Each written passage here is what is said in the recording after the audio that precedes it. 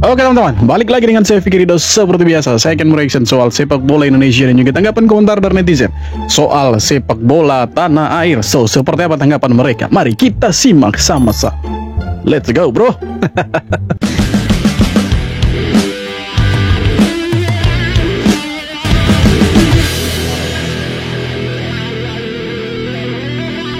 Timnas gagal lolos, tapi Bang Towel bilang Vandenberg lebih beretika daripada Sintayong. Loh, padahal STY bawa timnas lolos ke Piala Asia, bikin sejarah, tapi malah dikritik habis-habisan. Sekarang timnas gagal, Bung Towel malah bela Vandenberg mati-matian. Jadi etika lebih penting dari prestasi. Sebenarnya ya beretika itu begini teman-teman. Ketika dikasih pekerjaan, kerjakanlah dengan sungguh-sungguh, sepenuh hati, dan mempertanggungjawabkan apa yang sudah diberikan oleh seseorang gitu kan. Dan yang tidak lebih beretika lagi ketika ada orang yang membawa timnas Indonesia lolos ke semifinal Piala Asia U23 tetapi tetap dikritik. Itu lebih tidak beretika lagi. Kalau kita bicara soal etika, maka yang mengkritik Sintayong sampai ke semifinal itu lebih tidak beretika. Jadi stop lah, bullshit lah omong etika-etika. Bodoh amat dengan etika. Kalau menang dikritik, kalah dibela, kita harus tanya, ini analisis objektif atau cuma selera pribadi? Bisa dibilang selera pribadi ya, bukan penilaian objektif ya. Jadi sekali lagi teman-teman punya mata dan kepala untuk melihat dan berpikir bahwa timnas U23 edisi sebelumnya itu jauh lebih bagus daripada yang sekarang. Makanya ketika timnas kita gagal ke Piala Asia U23, ada perbandingan nih, ada yang membanding-bandingkan STY sama Gerald Vandenberg. Dan saya pikir itu sah-sah saja. Kenapa? Karena memang kita punya ekspektasi sebenarnya yang jauh lebih tinggi di bawahnya Gerald Vandenberg ini. Kenapa? Karena ketika dipegang sama Gerald Vandenberg yang secara ya kita tahu kualitas itu mereka pelatih dari Belanda, ya kita harap timnas U23 kita itu kan lebih bagus dari edisi sebelumnya. Justru jauh dari harapan yang kita harapkan. Jangankan lolos ke putaran final, di kualifikasi saja kita ngos-ngosan, imbang lawan Laos, menang 5-0 lawan Makau, dan kalah 1-0 dari Korea Selatan yang sebelumnya kita tumbangkan mereka di Piala Asia U23. Lalu ada yang bilang tidak beretika. Lebih penting mana, etika atau prestasi? Coba saya tanya teman-teman. Kalau ada yang bilang etika lebih penting, ya oke juga, betul. Tetapi lebih penting lagi berprestasi dan beretika. Itu lebih penting. Erick Thohir protes keras ke AFC soal wasit Kuwait untuk laga timnas Indonesia. Erick Thohir menilai penunjukan wasit dari kawasan yang sama dengan Arab Saudi dan Irak berpotensi merugikan Garuda di ronde keempat kualifikasi Piala Dunia 2026. Erick pun mendesak AFC menghadirkan wasit netral dari luar Timur Tengah. Erick Thohir protes. Inilah yang kita bilang selama ini, kekhawatiran, ketakutan kita ya akhirnya terjawab sudah, bahwa wasit yang memimpin Indonesia Arab Saudi itu nantinya dari Kuwait. Kalian tahu wasit Timur Tengah lagi, saudara-saudara. Dan sebenarnya hal-hal seperti ini sudah bisa diprediksi. Kenapa saya bilang sudah bisa diprediksi? Karena dari awal ketika drawing tuan rumah itu sudah ada kejanggalan, teman-teman. Dimana seharusnya tim-tim yang ikut berpartisipasi dalam ronde keempat ini itu tidak boleh jadi tuan rumah. Tapi fakta mengejutkannya, Arab Saudi dan juga Qatar itu menjadi tuan rumah, ya kan. Kemudian ya wasitnya itu harusnya kan dari tempat netral, tapi ini mereka pilih dari negara-negara Arab juga. Ya makanya saya bilang segala macam cara akan mereka lakukan. Apalagi soal wasit. Wasit ini mereka yang pegang AFC itu yang pegang orang Timur Tengah semua gitu kan. Paling exco-nya saja yang dari Asia bagian timur, dari Asia Tenggara, paling ya exco yang ya bisa disetir lah itu, ya kan. Tapi soal-soal yang lain kan itu mereka yang pegang. Jadi kalau soal seperti ini wasit segala macam itu mereka yang kendalikan lah, kuasai lah. Jadi ya kita harap PSSI bisa gerak cepat mengatasi ini. Jangan sampai kita dikerjai seperti waktu kita lawan Bahrain di ronde ketiga waktu itu ya. Jangan sampai terulang lagi dan kita akhirnya marah-marah nantinya. Terungkap ternyata wasit di ronde 4 kualifikasi Piala Dunia berasal dari Kuwait. PSSI pun langsung mengajukan surat keberatan kepada AFC. Itu baru Seperti yang kita tahu, timnas Indonesia berada dalam grup B dalam ronde 4 kualifikasi Piala Dunia 2026 zona Asia bersama Arab Saudi dan Irak. Jika wasit yang bertugas adalah berasal dari Kuwait, maka bisa terjadi ketidaknetralan karena dua negara beserta wasit sama-sama berasal dari Timur Tengah. PSSI pun tengah melobi AFC untuk menugaskan wasit yang berada di wilayah netral di luar dari wilayah negara peserta ronde 4 kualifikasi Piala Dunia 2026 zona Asia seperti Jepang, Cina, dan Australia. Bolehlah kalau wasitnya itu dari negara-negara yang negaranya itu sudah lolos ke Piala Dunia gitu kan. Tapi ini kan negara-negara yang kalau menurut saya mereka ini satu rumpun gitu. Tetanggaan gitu. Jadi mereka itu bisa main mata lah untuk siapa yang mau diloloskan, iya kan. Pelanggaran nanti dibilang tidak pelanggaran. Jadi nanti ini intriknya mirip-mirip seperti kita lawan Bahrain nantinya itu. Seandainya kita mencetak gol duluan, katakanlah 1 gol, maka mereka akan buat segala macam cara supaya bisa imbang atau Indonesia kalah nanti. Percayalah, ini akan terjadi dan kita akan emosi nantinya. Raihan poin Kamboja lebih unggul dari timnas Indonesia U23. Bagi supporter timnas Indonesia ini, serasa kita baru bangun dari mimpi. Bagaimana tidak, kebangkitan era timnas Indonesia U23 di Piala Asia tahun lalu paling kuat membangkitkan gairah sepak bola Indonesia. Kini kita seolah dibangunkan. Inilah kenyataannya sepak bola Indonesia. Lalu, apa kaitannya dengan Kamboja? Negara yang sering kita kalahkan dengan skor besar, kini di kelompok umur memiliki fighting spirit cukup bagus. Tergabung dalam grup yang lebih berat dari Indonesia, justru ia bisa meraih poin lebih tinggi, bahkan tanpa kekalahan. Raihan 5 poin dari 3 pertandingan tanpa kekalahan. Mereka imbang melawan Irak di pertandingan terakhir, menang lawan Pakistan di matchday kedua, dan imbang melawan Oman di pertandingan pertama. Hebatnya, mereka tidak kebobolan, meskipun hanya mencetak 1 gol. Kamboja tentu sadar dengan kualitas mereka, namun mereka bangkit dari tahun ke tahun. Sementara itu, kualitas kita diprediksi unggul dari tim ASEAN lainnya. Nyatanya kesusahan di level ASEAN. Dalam hati apa yang salah dan apa yang harus dievaluasi. Gerald van den Berg bukanlah orang yang tidak memiliki kualitas, namun hanya saja ia belum memahami betul kultur sepak bola di Indonesia. Apakah kita mulai terasa bahwa naturalisasi adalah bersifat jangka pendek, sementara Kamboja, Laos, Vietnam, Thailand mereka sedang mengembangkan akar rumput? Lalu apa yang terjadi dalam 5 tahun ke depan jika tidak kunjung dibenahi? Sebenarnya kan yang pilih pemain itu pelatih. Yang anehnya itu ketika kalah dan kita tidak lolos, pelatih justru menyalahkan pemain. Nah pertanyaannya sekarang, siapa yang pilih pemain? Kan pelatih, ya kan? Jawabannya kan yang pilih pemain itu pelatih. Kan harusnya dia tahu kan kualitas permainan Indonesia seperti apa, pemain-pemainnya seperti apa. Dia kan tahu. Seharusnya dia yang memilih pemain-pemain mana nih yang harus dibawa ini. Tapi kan kita lihat justru Gerald van den Berg bawa pemain-pemain yang jebolan U20 kemarin. Yang kita tahu di U20 kemarin mereka juga ngos-ngosan untuk AFF begitu kan. Tapi tetap dipaksakan sama Gerald van den Berg. Sedangkan pemain-pemain yang ex kemarin U23 edisi sebelumnya 2024-2023 itu masih banyak yang nganggur. Artinya diangkutlah mereka itu kan supaya bisa menambah kualitas permainannya U23. Tetapi ya kita lihat sama saja gitu kan. Dan artinya apa? Gerald van den Berg tidak mengerti dengan kultur sepak bola Indonesia. Apakah harus dipecat? Yes, harus dipecat karena gagal. Bahwa timnas U23 yang sebelumnya itu berjaya, kita dapat 4 besar Asia, sekarang justru keok. Dan yang lolos cuma Thailand dan juga Vietnam. Sekali lagi Indonesia masih di bawahnya mereka. Kalau tidak ganti pelatih.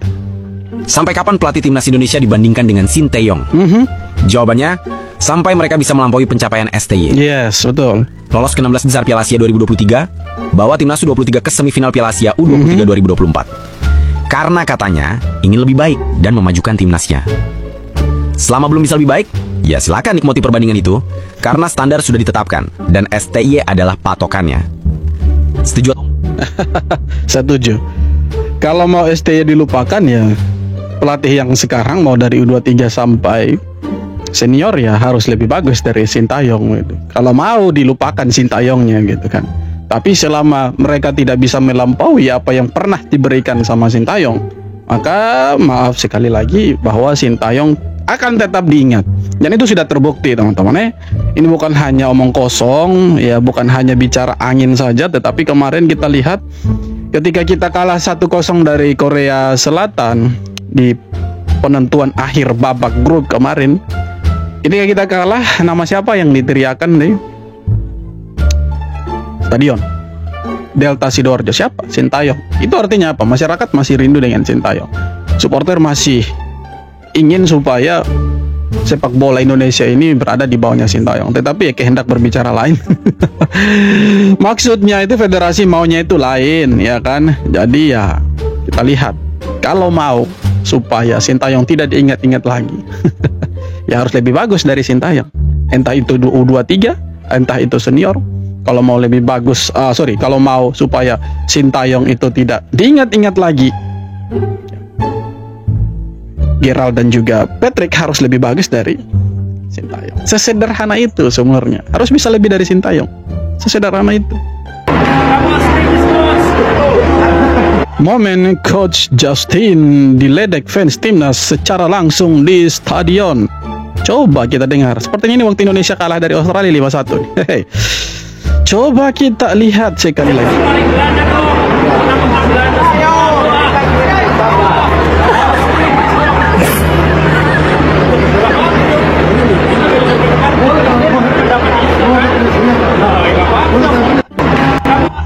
Gimana bos, ya kan? Jangan si paling Belanda dong, mentang-mentang semua dari Belanda, kritik dong kan gitu. Mas terlalu berani sih. Siapa sih namanya ini? Terlalu berani mas, santai mas, santai. Masih proses katanya. Media Malaysia heboh, mereka mempertanyakan status pemain baru timnas Indonesia yaitu Adrian Wibowo. Kenapa mereka tukang sewot kampretnya mereka mau tanya status segala macam. Ini pemainnya kita tidak sama kayak pemainnya kalian itu entah berentang. Kita punya pemain ini jelas-jelas punya garis keturunan Indonesia. Jangan tanya asal usulnya. Lihat saja namanya, dengar saja itu Adrian, ada Wibowonya, itu artinya Indonesia banget itu. Bisa-bisanya Adrian Wibowo bermain dengan timnas Indonesia tanpa proses naturalisasi. Ia tiba-tiba diundang memperkuat timnas Indonesia, kata media Malaysia itu. Dan mereka juga menyindir dengan bertanya-tanya, benarkah Adrian Wibowo pemain asli Indonesia? Media Malaysia kita mau menjelaskan mereka dengan apapun, mereka tidak akan percaya itu. Kenapa? Karena mereka selalu menganggap mereka itu lebih bagus dari Indonesia, padahal sebenarnya tidak juga. Dari namanya saja sudah ketahuan kan bahwa dia ini benar-benar orang Indonesia. Tapi mereka tidak mau tahu dia orang Indonesia atau tidak, masih dipertanyakan lagi. Jadi ya untuk menjelaskan ke Malaysia itu sebenarnya percuma, seperti membuang mutiara di mulut babi itu. Shane Patinama dan Sandy Walsh bantu Buriram United comeback dramatis lawan JDT di ACL Elite. Buriram United menang 2-1 atas Johor Darul Takzim di AFC Champions League Elite. Shane Patinama tampil sebagai starter di lini belakang Buriram. Dia solid banget ngawal sisi kiri pertahanan meski sempat kebobolan gol Antonio Glauder menit ke-28. Buat kalian yang mau nonton aksi mereka bisa lewat link yang ada di bio gua. Sandy Walsh masuk di menit 60 menggantikan Filip Stojkovic. Masuknya Sandy bikin lini belakang lebih rapat. Buriram sukses menahan tekanan JDT hingga peluit akhir. Kalau kalian mau cari pemain Malaysia Arif Aiman, tanya ke Shane Patinama. Pasti ada di kantongnya Shane Patinama itu. Tidak bergerak pak di bawahnya Shane itu. Dulu sih kalau misalnya timnas mainnya lagi kocak dan hasilnya bikin supporter bertanya-tanya, itu tuh suka ada tuh yang namanya berita-berita ngebahas pelatih tuh. Tapi kok sekarang timnas U23 gagal total ke Piala Asia, timnas senior persiapan yang mengkhawatirkan, tapi pengamat-pengamat senior ini bagaikan hilang di telan bumi. Iya juga ya, gue rindu nih bos sama yeping-yepingnya kawan-kawan ini Mari kita bahas boy. Dulu mah jangankan kalah bos menang aja masih ada perdebatan. Lolos ke semifinal Piala Asia U23 aja masih ada perdebatan. Menang lawan Saudi aja dibilangnya karena ada rapat sebelumnya. Kira-kira mereka pada kemana ya boy? Yang biasanya tuh muncul terus gitu. Kadang bilangnya hoki lah, kadang bilang nggak bisa manfaatin kualitas pemain lah, malah pernah di challenge untuk nggak mainin Nathan di pertandingan penting lah. sekarang, kira-kira pada kemana ya boy? Kalau kita ambil sedikit dari teori ekonomi boy, di mana ketika permintaan itu tinggi dan ketersediaan terbatas, maka sesuatu itu akan bernilai tinggi atau harganya jadi mahal. Artinya pada saat itu, ketika banyak stasiun-stasiun TV ataupun program-program yang membicarakan seorang pelatih, mereka hanya memenuhi demand atau memenuhi permintaan. Ya tapi menurut gua nggak fair lah, nggak fair asli. Zaman El Rotasi dulu pun gua banyak banget kritik-kritik beliau, terutama match lawan Fuyung Hai, lawan Cina ya, yang Tom Haye dicadangin, Asnawi main lama. Padahal gue berharap loh senior-senior ini tuh muncul gitu. Kan gue mengidolakan gitu para senior-senior ini. Pengen tahu gue insight dari mereka untuk timnas kita tuh kayak gimana. Apalagi kan bulan depan kita akan melakukan pertandingan do or die kan, ronde keempat Piala Dunia loh. Coba. Sebenarnya gampang sebenarnya jawabannya, itu tidak susah. Nilai jualnya Gerald Vandenberg, nilai jualnya Patrick Kluivert tidak semahal Sintayong. Sintayong itu nilai jualnya sangat-sangat tinggi dan lebih punya nama lah dibandingkan dua pelatih ini. Dimana kita tahu Patrick Kluivert ini tidak lebih bagus daripada Sintayong. Makanya banyak pandit-pandit, banyak pengamat-pengamat sepak bola Indonesia yang acuh tak acuh ketika lihat timnas U23 kita berantakan. Timnas seniornya juga ya biasa-biasa aja, ya kan. Banyak yang diam sekarang, banyak yang bungkam. Kenapa?